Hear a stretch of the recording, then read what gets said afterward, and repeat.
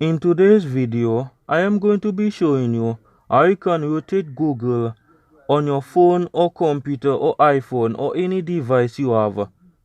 What you want to do is go to Google or Google Chrome. By the way, it works on any other device you have. What you want to do is type do the barrel roll.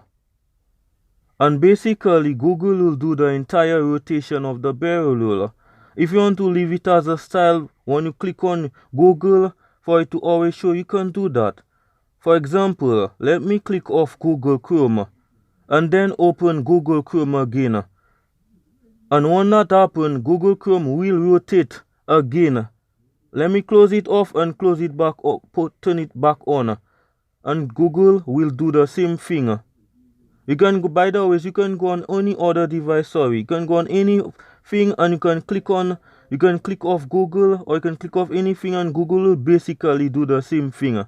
If you don't like Google to always do that, remove do the barrel roll or just put a T or any number.